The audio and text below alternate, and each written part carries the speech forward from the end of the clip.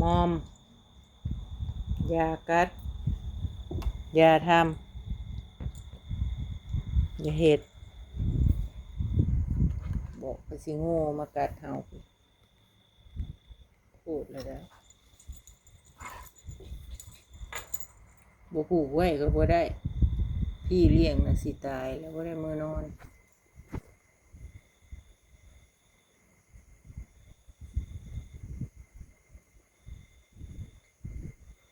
ผูกไว้จังน้อยแล้วก็รับเด้ไหนดูสิลูกหัวใจนี่ลูกหัวใจลูกปีศาจสามเหลี่ยม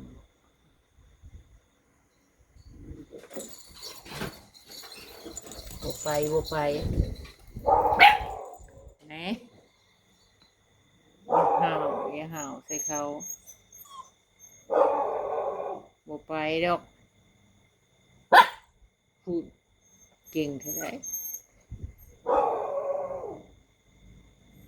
เก่งแค่ไหน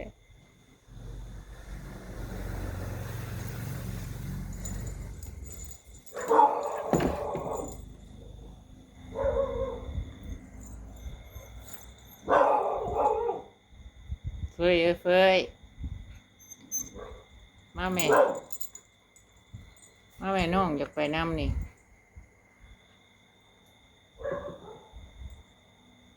เฟยมาเร็ว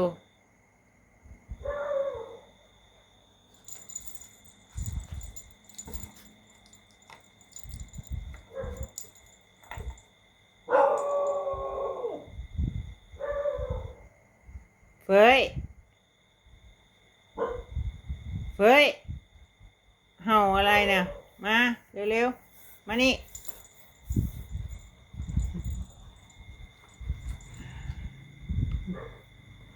ซื้อเฟยบ่ซื้อเฟยบ่ซื้อเฟยบ่ซื้อเฟยเหรอซื้อเฟยบ่ซื้อเฟยจี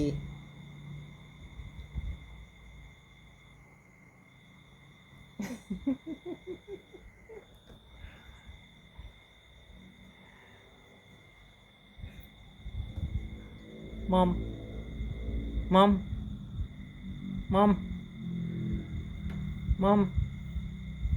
เอ้ย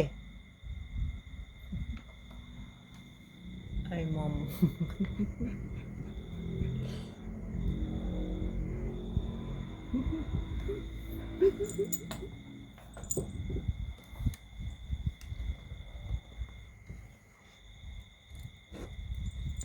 นอน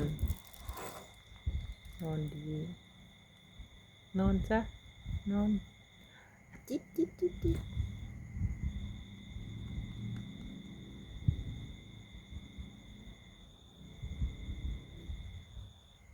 นอน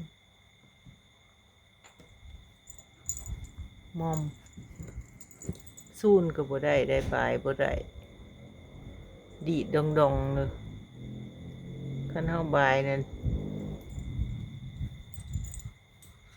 คันเฮาบายน่ะเป็นอันว่าขึ้นโลดเอาว่าตายแล้วบัดใหญ่